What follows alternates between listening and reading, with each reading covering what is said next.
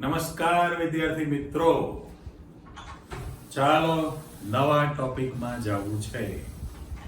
Thermodynamics, ઉષ્માગતિશાસ્ત્ર. તો આજે તો ઉષ્મા વિશેની ચર્ચા કરવી પડે ને, બરાબર?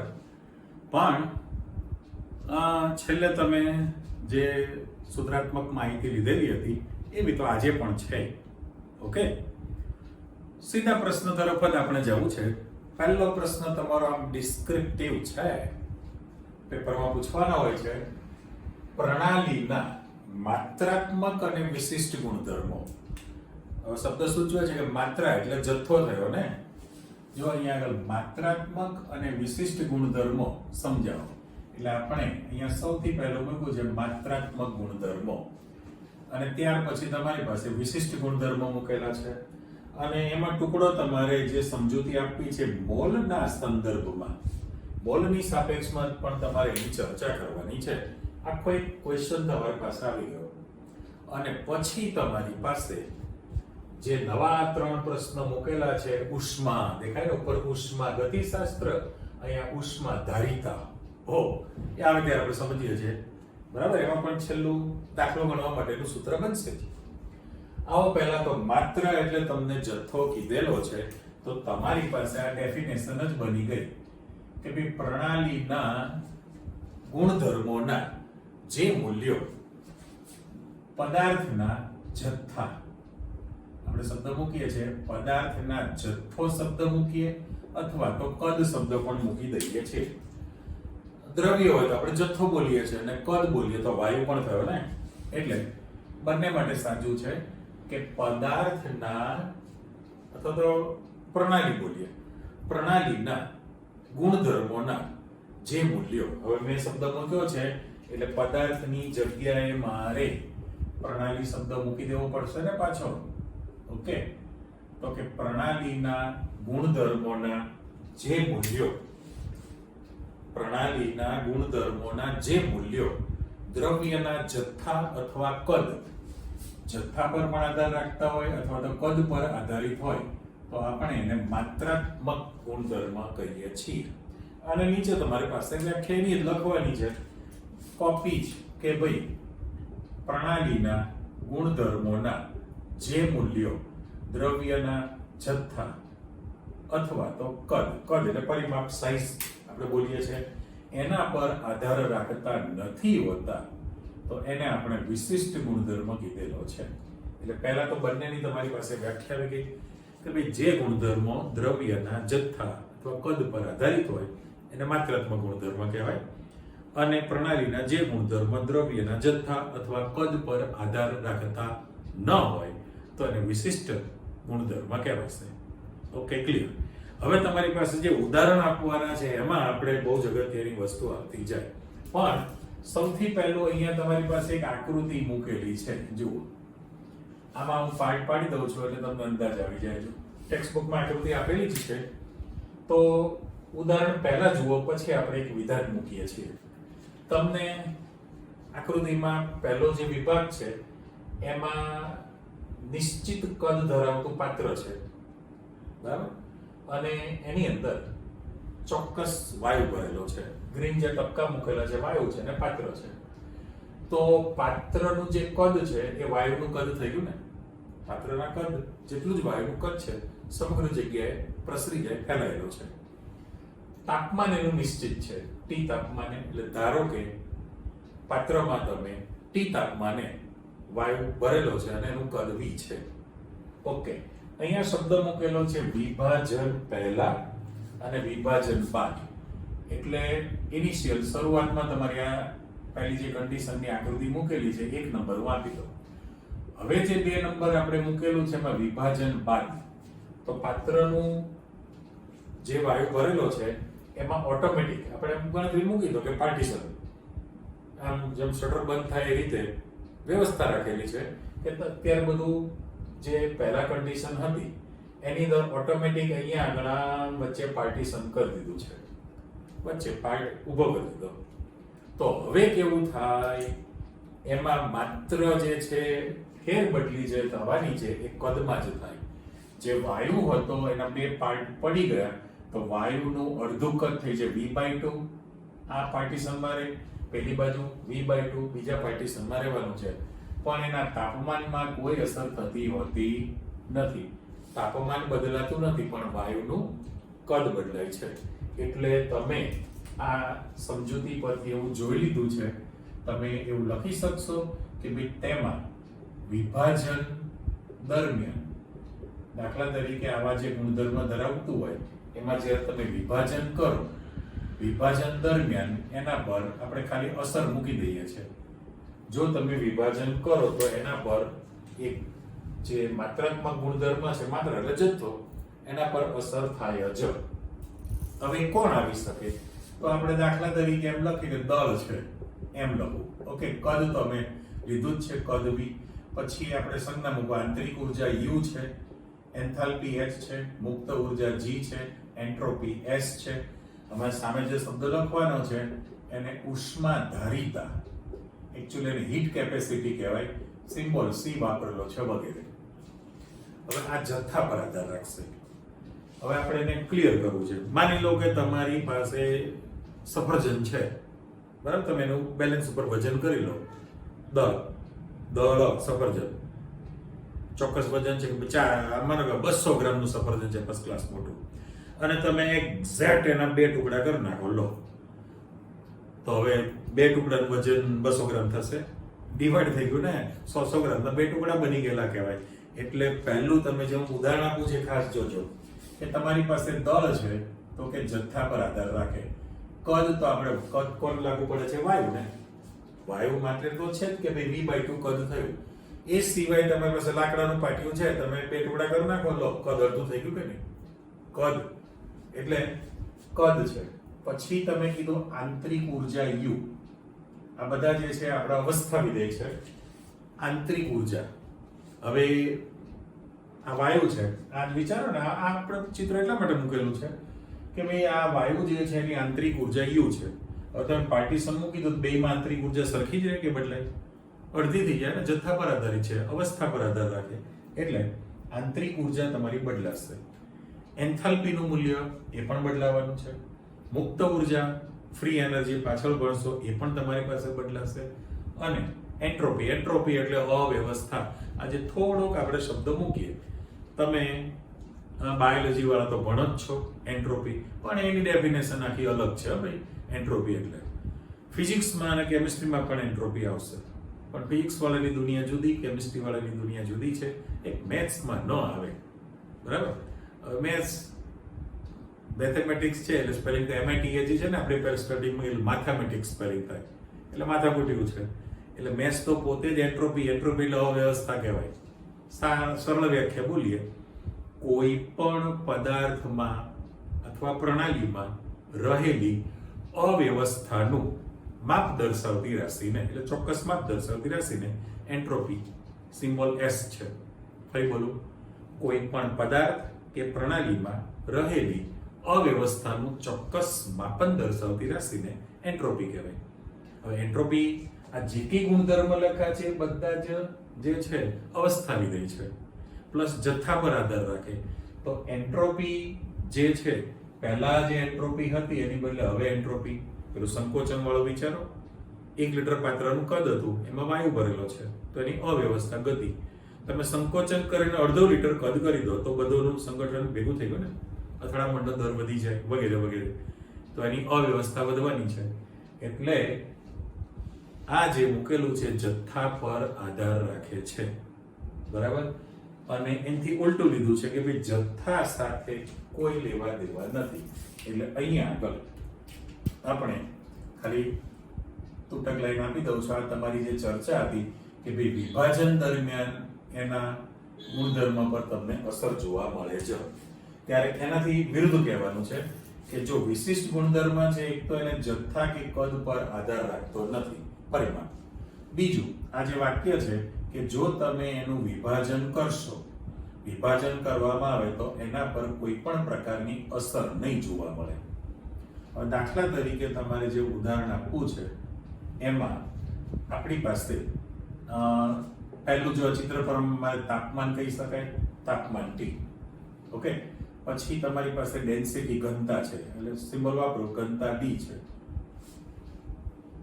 ઉત્કલન બિંદુ છે,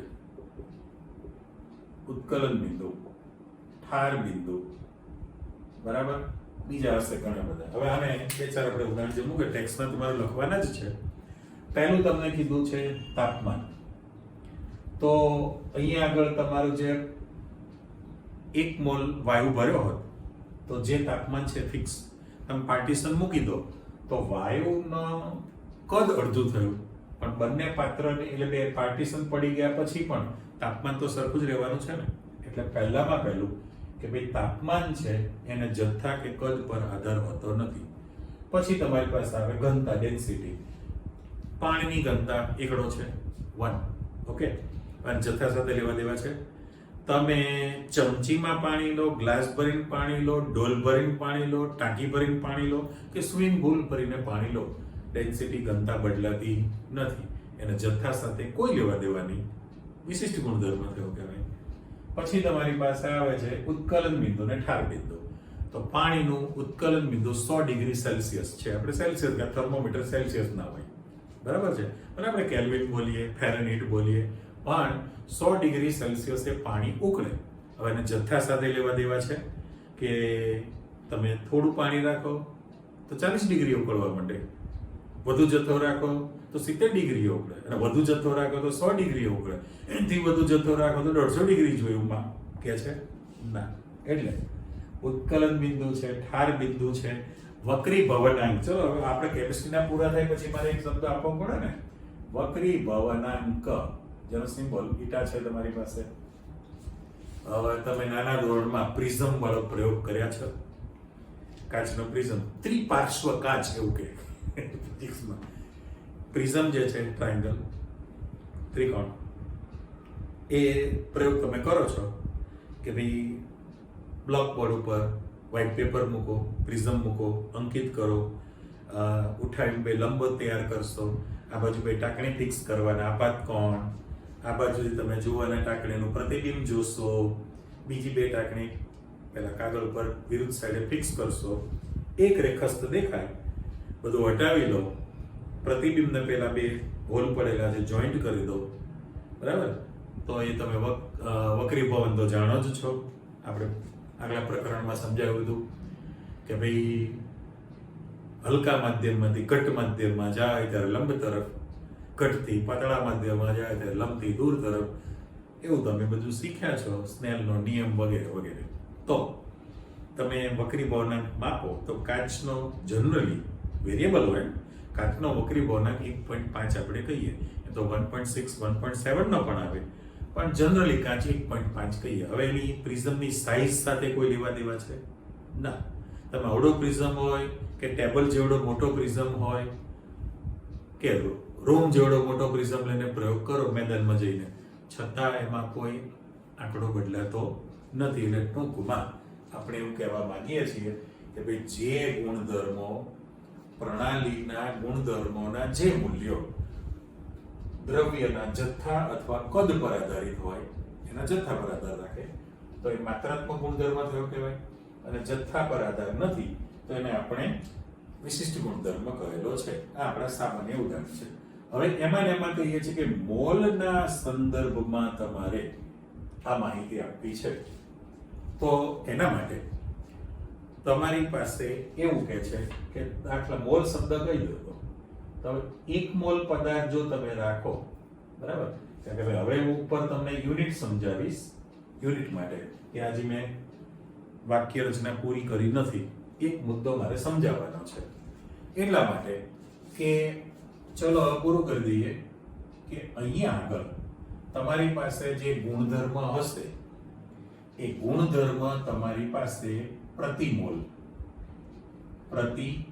મોલ્સ અથવા તો પ્રતિ ગ્રામ એવું તમારી પાસે તૈયાર થાય, બરાબર છે. અહીંયા તમારી પાસે પ્રતિ મોલ અથવા પ્રતિ ગ્રામ એકમ આવે ત્યારે જે ઘનતા છે એમાં એવું કહે છે કે 1 ગ્રામની ઘનતા પાણીની એકડો છે, 50 ગ્રામની ઘનતા બદલાય ના.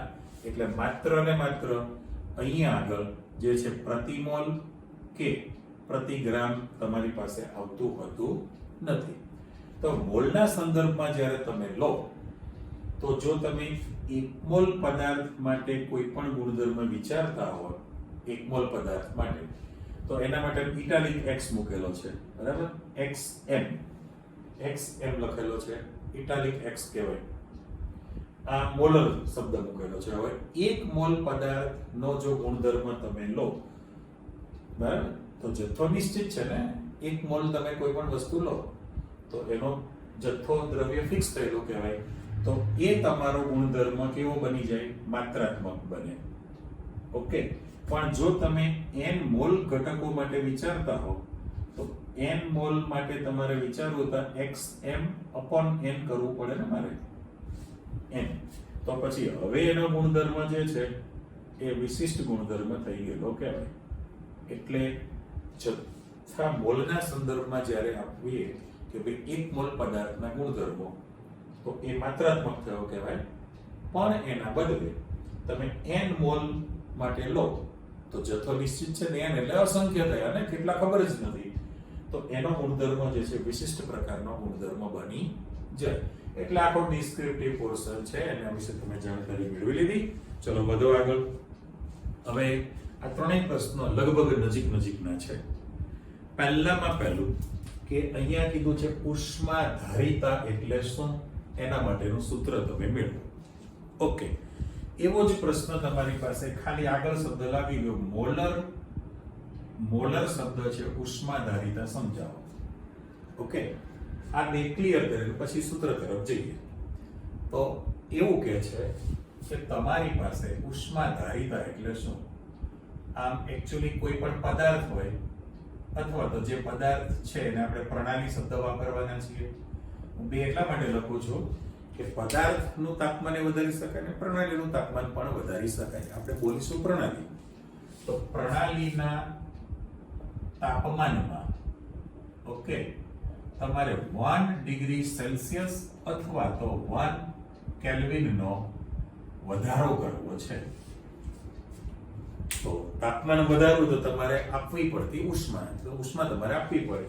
એટલે ફરીથી જોઈ લો, કોઈ પણ પદાર્થ અથવા તો પ્રણાલીના તાપમાનમાં 1 ડિગ્રી સેલ્સિયસ અથવા 1 કેલ્વિનનો વધારો કરવા માટે આપવી પડતી જરૂરી ઉષ્મા નો જે જથ્થો છે એને ઉષ્માધારિતા કહેવામાં આવે છે. આ આપણી બધા માટે કોમન વ્યાખ્યા છે. પ્રણાલીનું તાપમાન, તો પ્રણાલીના તાપમાનમાં 1 ડિગ્રી સેલ્સિયસ અથવા 1 કેલ્વિનનો વધારો કરવા માટે તેમાં આપવી પડતી જરૂરી ઉષ્માને ઉષ્માધારિતા કહેવામાં આવે. તો તમે એવું કહી શકો કે જે ઉષ્માધારિતા જે છે, ઉષ્માધારિતા એ જરૂરી ઉષ્મા એ કોના સમપ્રમાણમાં છે? તાપમાનમાં. એટલે મારે એવું લખી શકે Q proportional T લખી શકાય ને. Q proportional T એનો અર્થ કે પ્રણાલીએ શોષેલી ઉષ્મા અથવા આપવી પડતી, હું એ શબ્દ મૂકી દઉં કે ભાઈ પ્રણાલીએ શોષેલી ઉષ્મા જે છે એ તાપમાન T ના સમપ્રમાણમાં હોય છે. જો તમે ઉષ્મા આપો તો પ્રણાલીનું તાપમાન વધશે. પ્રણાલી ઉષ્મા શોષશે એનો અર્થ એમ કે પ્રણાલીના તાપમાનમાં વધારો થાય. તો ઉષ્મા જે છે, શોષેલી ઉષ્મા તાપમાનના સમપ્રમાણમાં છે. તો અત્યારે આપણે Q બરાબર કરી નાખવું તો અહીંયા એક અચળાંક મૂકવો પડે ને, અને ઇન્ટુ T આપણે મૂકી દઈએ છીએ. પછી તો આપણે સિમ્બોલ વાપરીએ છીએ, બરાબર. હવે આ જે ગુણાંક મૂકેલો છે એ સમપ્રમાણતા અચળાંક તૈયાર થયો કહેવાય. એ ગુણાંકનો મૂલ્ય કોના પર આધાર રાખે? તો કે એનો આધાર Q ઉષ્મા પર છે, બરાબર. ઉષ્મા પર તો એનો સીધો આધાર છે જ. એ સિવાય તમારી પાસે પ્રણાલીની અંદર દ્રવ્યની પ્રકૃતિ પર આધાર રાખે. એ જેનું તમે ટેમ્પરેચર વધારો છો, જેનું તમે તાપમાન વધારો છો, એ દ્રવ્ય કેવા પ્રકારનું છે એટલે દ્રવ્યની પ્રકૃતિ પર આધાર રાખશે. એ સિવાય તમે વધારાના ગુણધર્મોમાં તમે લખશો તો જથ્થા પર પણ આધાર રાખશે, કદ પરિમાપ પણ એના પર પણ આધાર રાખે છે. ઓકે, એટલે ગુણાંક જે છે એ Q પર આધારિત છે. એ દ્રવ્યની પ્રકૃતિ, જે દ્રવ્ય છે એની પ્રકૃતિ પર આધાર રાખે, જથ્થા પર આધાર રાખે, કદ પર પણ આધાર રાખે છે એની અંદર. એટલે અહીંયા આગળ આ જે તમે સિમ્બોલ વાપરેલો છે એની જગ્યાએ હવે આપણે ક્યાં જતા રહીશું? આ જે ઉષ્માધારિતા શબ્દ વાપરો એટલે Q બરાબર C into T લખીએ છીએ. C into T. પણ તાપમાનનો તફાવત છે કારણ કે ખાલી T તો તમે લખતા નથી. અહીંયા પહેલા ચોખવટ આપી દી કે જ્યાં C બરાબર ઉષ્મા ધારિતા શબ્દ કીધેલો છે અને ઉષ્મા ક્ષમતા પણ કહી શકાય. ઉષ્મા ક્ષમતા શબ્દ પણ તમે વાપરી શકશો. એટલે Q બરાબર C into T લખેલું છે. પણ તમે તાપમાન, જે પહેલાનું તાપમાન પછીનું તાપમાન, તો તમે અહીંયા આગળ જે તાપમાનનો વધારો કરવાના છો, જો તાપમાનનો વધારો છે એટલે મારે અહીંયા ડેલ્ટા T લખી શકાય કે નહીં? ડેલ્ટા T સિમ્બોલ તમે વાપરી શકો. તો હવે એને C બરાબર મારે લખવું હોય તો Q ના છેદમાં ડેલ્ટા T છેદમાં તમે લખી શકો તાપમાનનો ફેરફાર. ચલો અત્યારે આપણે ડેલ્ટા T લખીએ, અથવા તો તમે Q ના છેદમાં T2 minus T1 લખી શકો કે નહીં? બરાબર. એટલે ધારો કે કોઈ પ્રણાલીનું શરૂઆતનું તાપમાન T1 છે અને અંતિમ તાપમાન T2 છે. હવે તમે 1 ડિગ્રી સેલ્સિયસ અથવા 1 કેલ્વિનનો વધારો કરવાના છો. અત્યારે આપણે કેપિટલ T વાપરેલું છે કારણ કે આમાં ફરક નથી પડતો ને કે સેલ્સિયસ વત્તા 273 કરો એટલે કેલ્વિન થયું, રાઈટ? હું એમ કહું કે 25 ડિગ્રી સેલ્સિયસ એમાંથી 26 ડિગ્રી સેલ્સિયસ કરવું છે એટલે 1 ડિગ્રી વધ્યું કહેવાય. પણ 25 વત્તા 273 કરો એટલે 298 છે અને તમે 26 કરો 1 ડિગ્રી વધે છે એટલે 299 થયું કહેવાય. એટલે તમે સેલ્સિયસ બોલો કે કેલ્વિન બોલો કોઈ ફરક પડતો નથી. એટલે અહીંયા આગળ આ રાશિ તૈયાર થઈ કહેવાય. તો પછી આને હું જરા બ્લોક કરી દઉં સૂત્રને. આ જે સૂત્ર છે એને આપણે ઉષ્માધારિતા C બરાબર Q by ડેલ્ટા T અથવા T2 minus T1 સિમ્બોલ તમે વાપરી શકો. પણ હવે આ ઉષ્માધારિતાનો એકમ કેવો તૈયાર થાય? તો ઉષ્મા જે છે એનો એકમ કેલરી, કિલો કેલરી, જૂલ. પણ આપણે જૂલ સિમ્બોલ વાપરી દઈએ અહીંયા આગળ. ઉષ્માનો એકમ તમારી પાસે જૂલ છે અને આ તાપમાન છે ને, તાપમાન છે એટલે તાપમાન કેલ્વિનમાં છે તો કેલ્વિન ઇન્વર્સ લખી શકાશે. એટલે ઉષ્માધારિતાનો તમારી પાસે એકમ જે તૈયાર થયો એ જૂલ કેલ્વિન ઇન્વર્સ એકમ બની જશે. એટલે ટૂંકમાં આપણે એવું કહી શકીએ કે ભાઈ કોઈ પણ પ્રણાલીના તાપમાનમાં 1 ડિગ્રી સેલ્સિયસ અથવા 1 કેલ્વિનનો વધારો કરવા માટે તેમાં આપવી પડતી જરૂરી ઉષ્માને ઉષ્માધારિતા કહેવામાં આવે. હવે ઉષ્મા તમે પ્રણાલી ઉષ્મા શોષે એટલે એના તાપમાનમાં વધારો થવાનો છે. તો શોષાયેલી ઉષ્મા તાપમાનના સમપ્રમાણમાં હોય. પ્રપોર્શનલ દૂર કરો એટલે તમે એક અચળાંક મૂકવાનો છે. અત્યારે ગુણાંક કીધું છે એના પરિબળ આપી દીધા. હવે આપણે લખીએ કે એ અચળાંક તરીકે C મૂકવાના છીએ, એને ઉષ્માધારિતા કહેવાય. C ને સૂત્ર કરતા કરી દો તો તાપમાનનો તફાવત છે તો તમારી પાસે એકમ જૂલ કેલ્વિન ઇન્વર્સ બની ગયો. ઓકે. પણ વધુ આગળ અહીંયા શબ્દ મૂકેલ છે મોલર ઉષ્માધારિતા.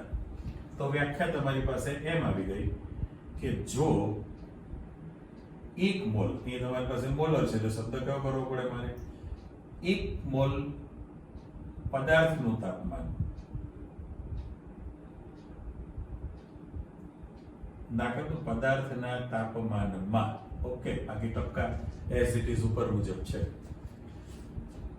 1 મોલ પદાર્થના તાપમાનમાં 1 ડિગ્રી સેલ્સિયસ અથવા 1 કેલ્વિનનો વધારો કરવા માટે તેમાં આપવી પડતી જરૂરી ઉષ્માને મોલર ઉષ્માધારિતા કહે છે. બરાબર. પણ સિમ્બોલ તમે જે રાખેલો છે 1 મોલ પદાર્થનું તાપમાન તમારે વધારવાનું છે તો એના માટે એને વિશિષ્ટ ઉષ્માધારિતા પણ કહેવાય અથવા તો એને મોલર ઉષ્મા ધારિતા શબ્દ પણ વાપરી શકાય છે. એટલે કે વિશિષ્ટ થયો, સ્પેસિફિક એટલે ચોક્કસ. બરાબર. એટલે 1 મોલ પદાર્થના તાપમાનમાં 1 ડિગ્રી સેલ્સિયસ અથવા 1 કેલ્વિન નો વધારો કરવા માટે તેમાં આપવી પડતી જરૂરી ઉષ્માને વિશિષ્ટ ઉષ્મા ક્ષમતા કહેવાય, અથવા તો મોલર ઉષ્મા ધારિતા શબ્દ પણ તમે વાપરી શકો. એટલે આમાં બીજી કોઈ માથાકૂટ છે જ નહીં. એમાં દાખલા તરીકે આ જે સિમ્બોલ વાપરેલો છે આની અંદર, તો હવે ઉષ્માધારિતા, જો ફરી થોડા પાછા આવી જાઓ, અહીંયા આગળ આપણે ઉષ્માધારિતા શબ્દ મૂકેલો છે. હવે ઉષ્માધારિતા શબ્દ મૂકવામાં આવે તો એને આપણે માત્રાત્મક ગુણધર્મ કીધો છે. તો 1 મોલર જે છે, તો એ જ રીતે જેવી રીતે ઉષ્માધારિતા 1 મોલ માટે કરવું હોય તો એનો સિમ્બોલ તમારે Cm મૂકવો પડે ને. હવે Cm બરાબર લખવું હોય તો તમારી પાસે Q બાય ડેલ્ટા T તાપમાન.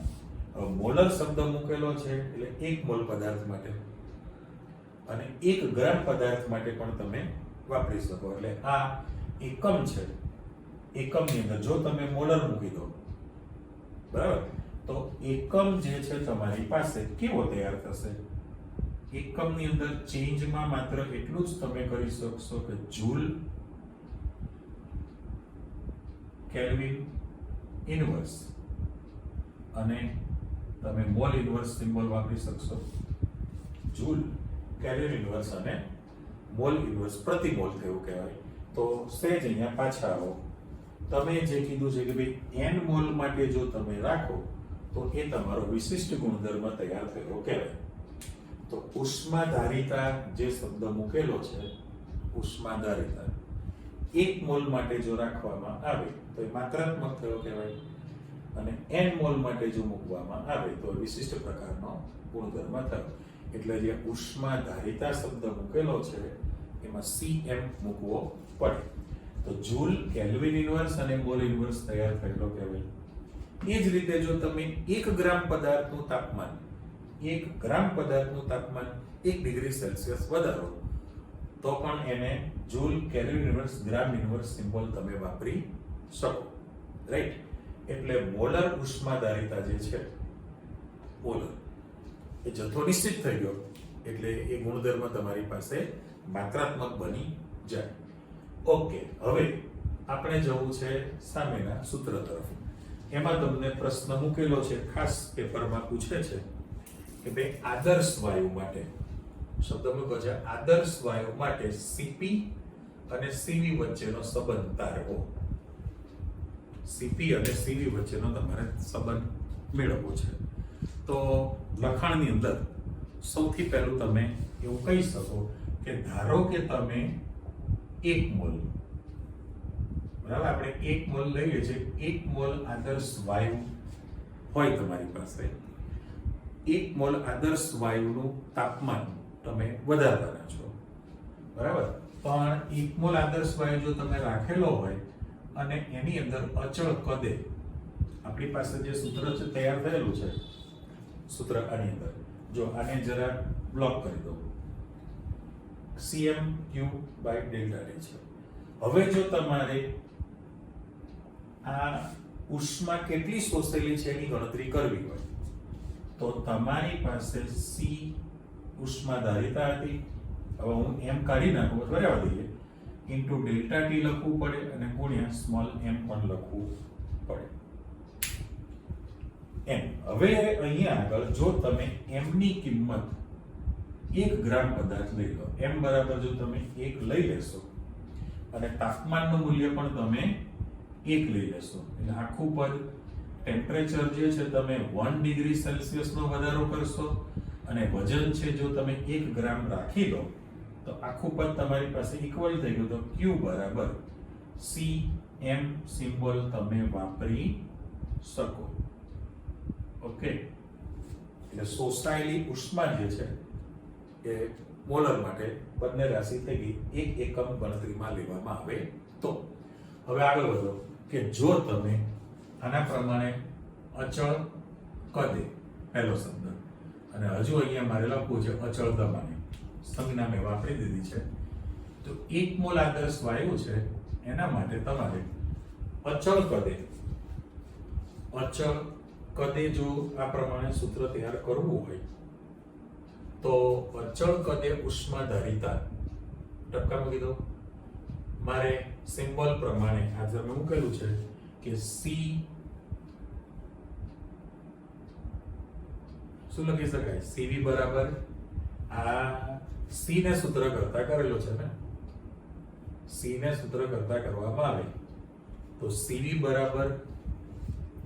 બરાબર ક્યુવી બાય ડેલ્ટા ટી લખેલો છે ને આની અંદર. એટલે અચળ કદે અને અચળ દબાણે બંને શબ્દ મૂકી દઈએ. હવે જો તમે અચળ કદે રાખશો તો આપણી પાસે સૂત્રમાં CV બરાબર QV ઇન્ટુ ડેલ્ટા ટી લખી શકાશે. અચળ કદે ઉષ્માધારિતા લખેલી છે અને એ જ રીતે અચળ દબાણે મારે લખવું હોય તો CP બરાબર QP ઇન્ટુ ડેલ્ટા ટી તમે વાપરી શકો. આ બંને રાશિ તમારી પાસે આવેલી છે એટલે આને જે લખાણ આપેલું છે અને સમીકરણ નંબર 1 આપણે આપી દઈએ અને સમીકરણ નંબર 2 આપેલું છે. એટલે અચળ કદે ઉષ્માધારિતા હોય એટલે કોઈ પણ પ્રણાલીનું તમે 1 ડિગ્રી સેલ્સિયસ તાપમાન વધારશો પણ એ અચળ કદે છે એટલે 1 મોલ આદર્શ વાયુનું તમે અચળ કદે 1 ડિગ્રી સેલ્સિયસ તાપમાન વધારો તો ઉષ્માધારિતા માટેનું સૂત્ર બન્યું. એ જ રીતે તમે અચળ દબાણે 1 ડિગ્રી સેલ્સિયસ તાપમાન વધારો તો CP તૈયાર થયેલું કહેવાય.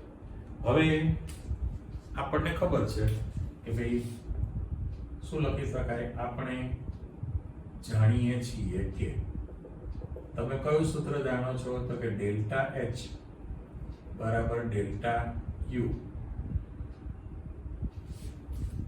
બરાબર.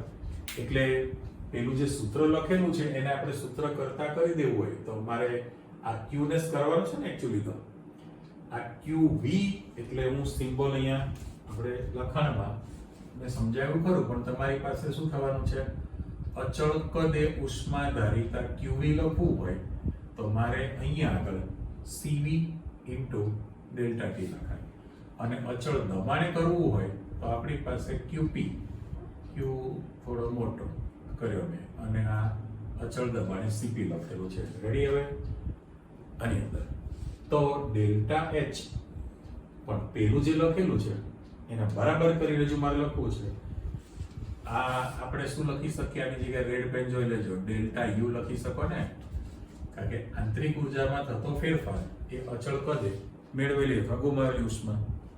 સેમ કોપી આની જગ્યાએ તમે ડેલ્ટા H સિમ્બોલ વાપરી શકશો, ડેલ્ટા H સિમ્બોલ વાપરી શકવાના છીએ કારણ કે અચળ દબાણે પ્રણાલીએ મેળવેલી કે ગુમાવેલી ઉષ્મા ના બરાબર એન્થાલ્પી ફેરફાર કહેવાય. એટલે હવે ડેલ્ટા H બરાબર delta U plus delta P into V લખી શકાય ને, બરાબર. ખરેખર તો શું હતું, H બરાબર U plus P into V હતું ને, આપણે તો ફેરફાર કરીએ છીએ. એકચ્યુઅલી તમારું જે સૂત્ર છે વાદળી પેનથી લખી નાખો, H બરાબર U plus P into V છે.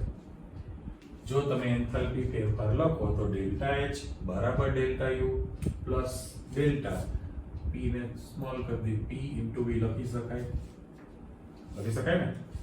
ઓકે. હવે 1 મોલ આદર્શ વાયુ માટે 1 મોલ આદર્શ વાયુ માટે PV ઇક્વલ ટુ nRT ને, PV ઇક્વલ ટુ nRT પર તમે 1 મોલ આદર્શ વાયુ લઈ લો તો PV ઇક્વલ ટુ RT છે, PV ઇક્વલ ટુ RT. તો ઉપરના સૂત્રમાં P ઇન્ટુ V ની જગ્યાએ તમે RT મૂકી શકશો તો ફરી પાછું આપણો ડેલ્ટા એચ બરાબર ડેલ્ટા યુ પ્લસ ડેલ્ટા અને પી ઇન્ટુ વી ની જગ્યાએ તમારે શું મૂકવાનું છે? આરટી મૂકી દો. બરાબર. હવે ઉપલી કિંમતો જો તમે અહીંયા મૂકી દો તો ડેલ્ટા એચ અને ડેલ્ટા યુ નું મૂલ્ય એટલે વાક્ય રચના આપી દો કે ભાઈ ઉપરોક્ત સમીકરણમાં ડેલ્ટા એચ અને ડેલ્ટા યુ નું મૂલ્ય મૂકતા જો તમે એની અંદર એ કિંમતો મૂકી દો તો ડેલ્ટા એચ ની જગ્યાએ શું લખાશે તમારી પાસે? ડેલ્ટા એચ ની જગ્યાએ સીપી ઇન્ટુ ડેલ્ટા ટી લખાશે પહેલું પદ. બરાબર. અહીંયા ડેલ્ટા યુ ની જગ્યાએ તમે સીવી ઇન્ટુ ડેલ્ટા ટી લખી શકશો અને બરાબર આ જે લખેલું છે આરટી એમાં આર ને કોમન લઈ લઈએ, આર ને બહાર લઈ લો તો અહીંયા ડેલ્ટા ટી થાય ને એટલે તાપમાન એ ફરી શકે એવી રાશિ છે. આ પ્લસ છે, સોરી અહીંયા તમારી પાસે પ્લસ રાશિ છે. બંને બાજુ ડેલ્ટા ટી વડે ભાગતા. બરાબર. એટલે તમારું વિધાન છે કે બંને બાજુ ડેલ્ટા ટી વડે જો તમે ભાગાકાર કરી નાખો તો તમારી પાસે સીપી અહીંયા મેં લખ્યું છે ખોટું સીવી થવાનું ને, સીપી બરાબર સીવી ઇન્ટુ આર લખી શકાય. સીપી બરાબર સીવી ઇન્ટુ આર લખી શકાય. તો તમારી પાસે સીપી અપોન સીવી બરાબર આર લખી શકો ગુણોત્તર, અથવા તો તમારે આના પ્રમાણે CP minus CV equal to R પણ તમે લખી શકો. હા, ક્યારે થાય? તો અહીંયા તમારી નિશાની કઈ છે? આ ડેલ્ટા ટી જો તમે કોમન કાઢો તો સીવી પ્લસ આર થયું ને, સીવી પ્લસ આર એટલે અહીંયા તમારી નિશાની પ્લસ છે. તો પહેલામાં પહેલું CP minus CV equal to R તમે તૈયાર કરી શકો આની અંદર.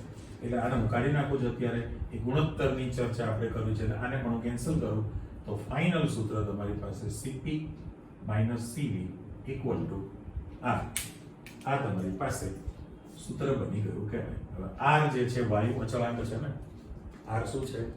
વાયુ અચળાંક છે. એ એના મૂલ્ય જેટલું, આ તો અચળ રાશિ છે તો સીપી માઇનસ સીવી નો જે તફાવત મળશે એ આર ના મૂલ્ય જેટલો જ થાય, અચળાંક જેટલો. હવે આપણે જનરલી ચોખવટ એવી કરવી છે હવે કે આ જે સૂત્ર છે એ આદર્શ વાયુ માટે, વાયુરૂપ પ્રણાલી માટે છે. હવે અહીંયા જે આપણે સિમ્બોલ વાપરેલો છે કોઈ પણ વ્યાખ્યામાં એમાં મેં પહેલો પદાર્થ અને પછી પ્રણાલી શબ્દ લખું છું. અહીંયા પણ મેં વ્યાખ્યા કરી હતી તો 1 મોલ પદાર્થ અથવા પ્રણાલી કીધેલો છે. જો તમારી પાસે ઘન પદાર્થ હોય, સાંભળજો, પ્રાયોગિક રીતે જાણવા મળેલું છે ને કે ઘન પદાર્થ કે પ્રવાહી પદાર્થ હોય એના તાપમાનમાં 1 ડિગ્રી સેલ્સિયસનો વધારો કરવામાં આવે તો સીપી અને સીવી ના મૂલ્યો લગભગ સમાન મળે છે. આ જાણકારી ઘન અને પ્રવાહીમાં અચળ કદે તાપમાન વધારો અથવા અચળ દબાણે તાપમાન વધારો તો સીપી અને સીવી નું મૂલ્ય લગભગ સમાન હોય છે. પણ વધુ તમને તફાવત ક્યાં જોવા મળે? વાયુરૂપ પ્રણાલીમાં. વાયુરૂપ પ્રણાલીનું જો તમે તાપમાન 1 ડિગ્રી સેલ્સિયસ અથવા 1 કેલ્વિન વધારો તો સીપી અને સીવી ના મૂલ્યો સમાન મળતા નથી, જુદા જ હોય. એટલે તમે CP is not equal to સીવી લખી જ શકો આની અંદર, કારણ કે આ જે તફાવત છે એ આર ના જેટલો જ હોય. CP minus CV equal to R તમારી પાસે તૈયાર થાય. તો આ દાખલો ગણવા માટેનું પણ તમારી પાસે સૂત્ર તૈયાર થયેલું કહેવાય. એટલે ઉષ્માધારિતા ઇંગ્લિશમાં હીટ કેપેસિટી કહેવાય. ટેમ્પરેચર જે તમે વધારો છો એના પ્રમાણે નક્કી કરી શકાય. આજના લેક્ચરમાં તમે પ્રણાલીનો માત્રાત્મક ગુણધર્મ અને વિશિષ્ટ ગુણધર્મ શીખી લીધો, મોલના સંદર્ભે પણ જાણકારી મેળવી લીધી અને ઉષ્મા ક્ષમતા હીટ કેપેસિટી જે તમે કહો છો એના વિશેની ચર્ચા આવી ગઈ. પછી મોલર અથવા વિશિષ્ટ પણ કહેવાય બરાબર, મોલર અથવા તો વિશિષ્ટ ઉષ્મા ક્ષમતા કીધી. અને અહીંયા તમારે 1 ડિગ્રી 1 ગ્રામ પદાર્થ લઈ લો તો Q બરાબર cm બની જાય આની અંદર રાશિ સરખી બને. અને આદર્શ વાયુ માટે Cp વચ્ચેનો સંબંધ તમે મેળવી શકો. એટલે અચળ કદે પણ તમે 1 મોલ આદર્શ વાયુનું તાપમાન વધારો, એ વખતે ઉષ્મા ધારિતા, અને અચળ દબાણે 1 મોલ આદર્શ વાયુનું 1 ડિગ્રી સેલ્સિયસ તાપમાન વધારો તો એ ઉષ્મા ધારિતા. પણ પેલું અચળ કદે એટલે QV કહેવાય, અચળ કદ એટલે CV કહેવાય, અને અચળ દબાણ છે એટલે CP કહેવાય. તો પેલા સૂત્ર પ્રમાણે તમે બંને જે રાશિ છે એ આપણા સૂત્ર પણ 1 મોલ આદર્શ વાયુ છે એટલે PV ની જગ્યાએ તમે RT લખો, બરાબર, અને પેલી ડેલ્ટા H ડેલ્ટા U ની કિંમત તો તમે આમાં મૂકી દીધી. તો ફાઇનલ સૂત્ર આ પ્રકારનું બની જાય. ઓકે, નેક્સ્ટ ફરી પાછા બીજા ટોપિક સાથે ભેગા થઈએ. આટલું તૈયાર કરી રાખો. ઓકે, આવજો, બાય.